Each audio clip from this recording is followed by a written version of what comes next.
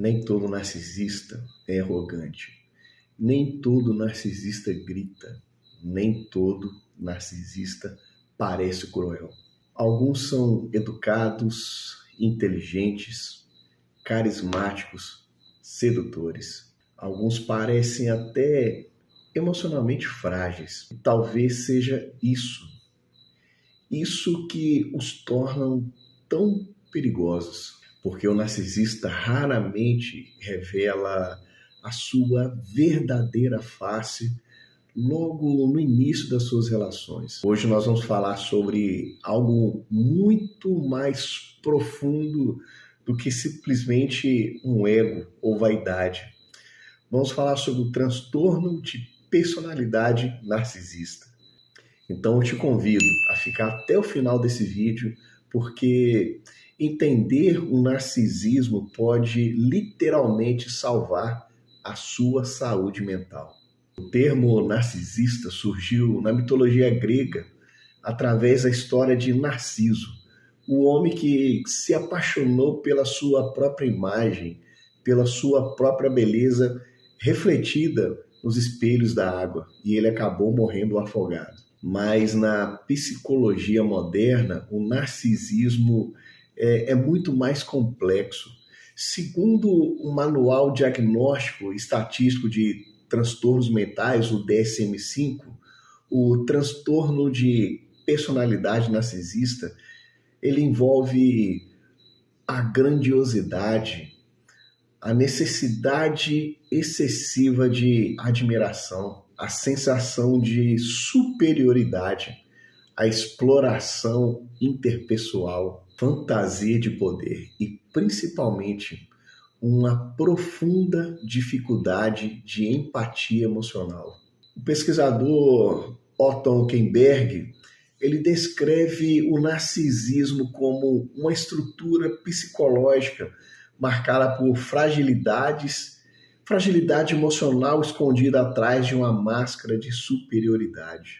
E eu acho importante frisar que nem toda pessoa confiante ou vaidosa é narcisista. O narcisismo patológico, ele envolve padrões persistentes, constantes de manipulação, controle e incapacidade genuína de conectar emocionalmente com o sofrimento das outras pessoas. Só de curiosidade, você já se perguntou como que é a funcionalidade do cérebro de uma pessoa narcisista? Pesquisas em neuroimagem mostram que indivíduos com esses traços narcisistas, eles apresentam alterações em áreas cerebrais relacionadas à empatia, à autorregulação, à percepção social. E uma das regiões mais estudadas é o córtex pré-frontal.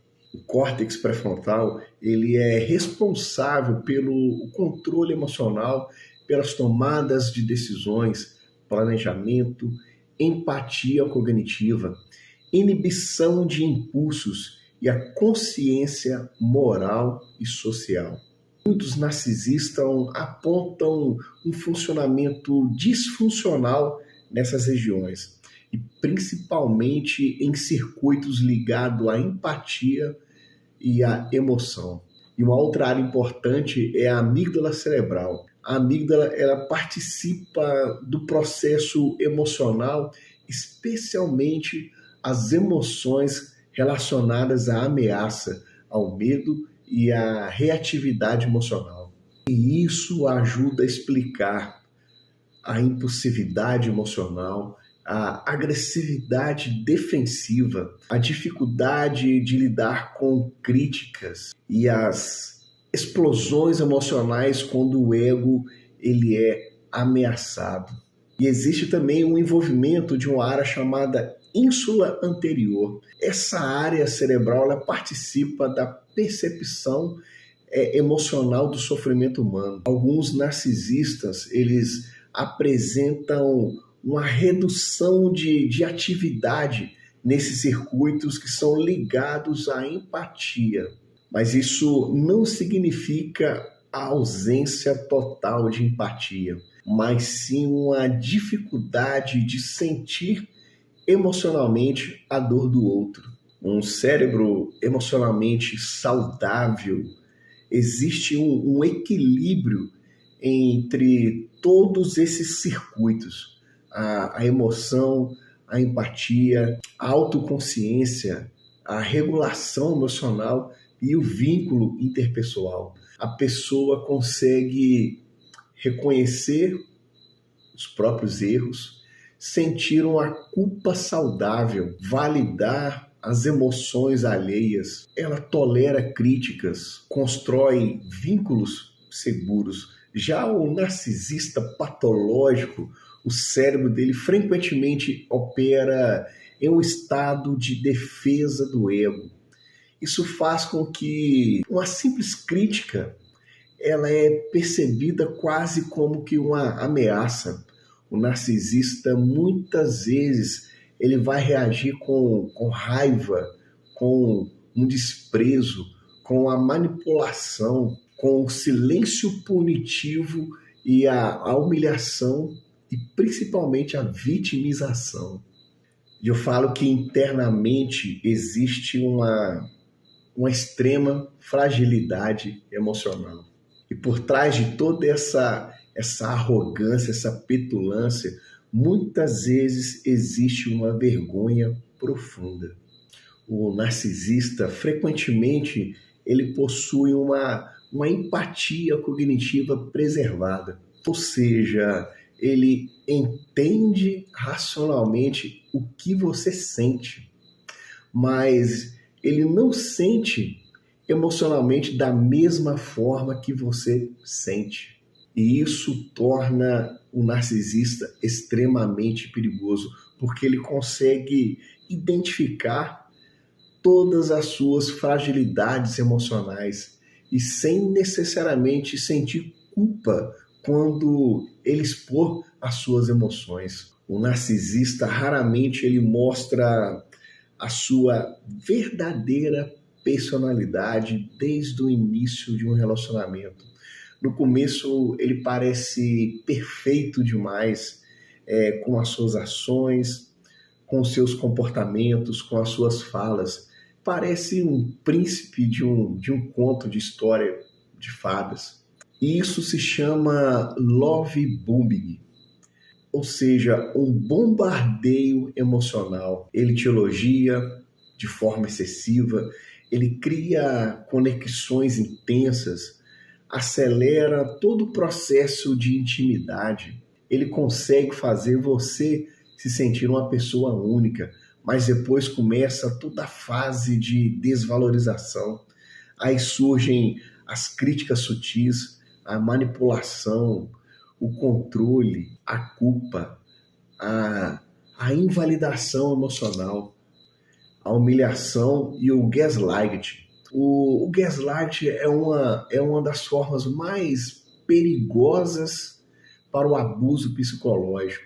E o principal objetivo é fazer a vítima duvidar da sua própria percepção da realidade. Frases clássicas como "você está exagerando" ou "isso nunca aconteceu", "você está louca", "você é sensível demais". E com o tempo a vítima ela perde confiança na própria mente. E neurologicamente falando, isso também produz consequências. O cérebro da vítima entra em um estado crônico de estresse e nisso surgem o aumento, por exemplo, do cortisol. Ele vai alterar a memória, altera a concentração, altera o sono, a regulação emocional e todo o sistema imunológico. O corpo passa a viver em sobrevivência emocional constante. E atualmente falo que existe uma epidemia tão silenciosa de relacionamentos emocionalmente abusivos e muitas mulheres estão adoecendo emocionalmente dentro dessas relações. O abuso psicológico nem sempre começa com a violência, ela começa com pequenos e sutis gestos, um gesto de controle ou ciúmes, começa um ciúme sutil, vai até a fase excessiva, o isolamento, a chantagem emocional, uma humilhação disfarçada de uma simples brincadeira, o controle financeiro. O narcisista, ele não quer reciprocidade, ele quer o controle total emocional da sua vítima. Quanto mais a vítima ela perde ali a sua identidade, mais dependente emocionalmente ela se torna, ela fica. E muitas vítimas, elas vivem em um ciclo traumático.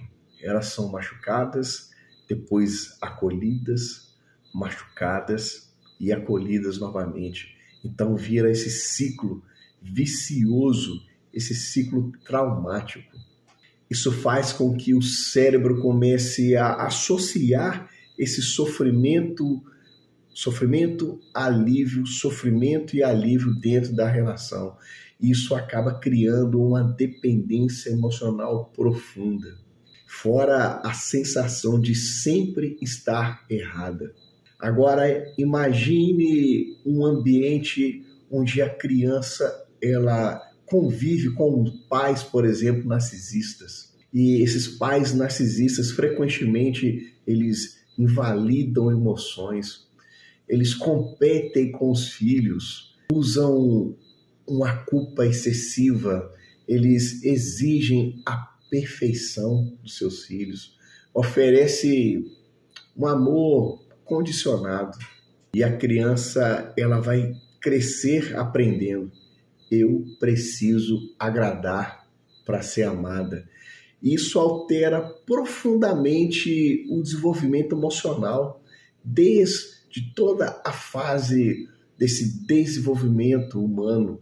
Na neuropsicologia do trauma infantil, nós sabemos que ambientes emocionalmente inseguros, eles afetam o desenvolvimento do sistema límbico, a resposta ao estresse, a autoestima, o apego emocional. Isso gera uma consequência. Muitos filhos de pais narcisistas, eles se tornam, quando adultos, quando já formados, eles se tornam adultos ansiosos, totalmente hipervigilantes, emocionalmente inseguros, dependentes de um amor, de um afeto, e têm uma dificuldade imensa de impor limites.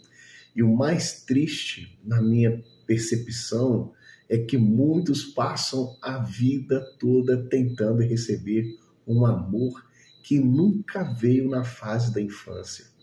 E elas acabam se tornando totalmente vulneráveis a qualquer tipo de perigo. Uma criança ela não precisa crescer tentando merecer um amor. O amor ele tem que ser de uma forma natural e incondicional. Agora vamos falar sobre o narcisismo no ambiente de trabalho.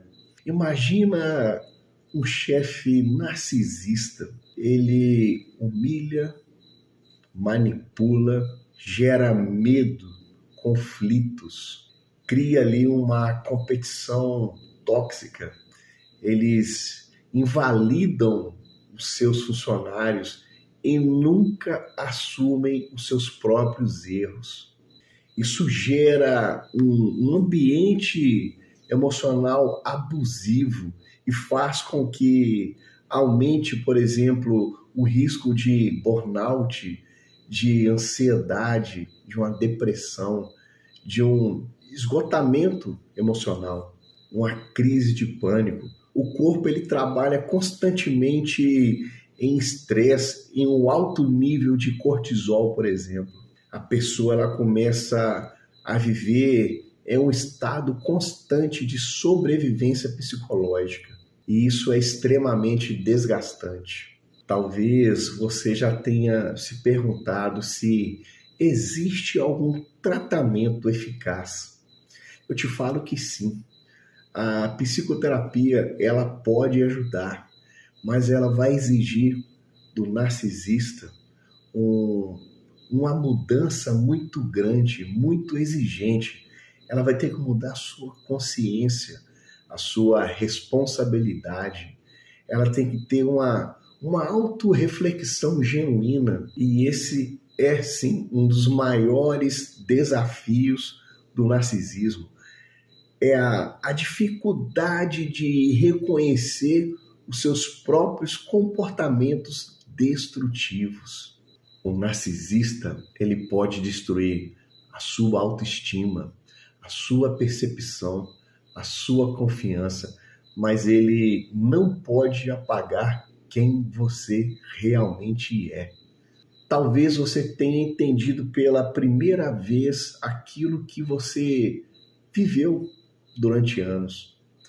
E talvez agora você perceba que o problema nunca foi a sua sensibilidade. Sim, foi um ambiente emocional que te fez acreditar que sentir era errado. E se esse vídeo fez um sentido para você, compartilhe com alguém que precise ouvir essa mensagem, porque entender a mente humana, entender sobre esse transtorno de personalidade narcisista, não é apenas um conhecimento, às vezes pode ser uma sobrevivência emocional e até mesmo uma sobrevivência da sua própria vida.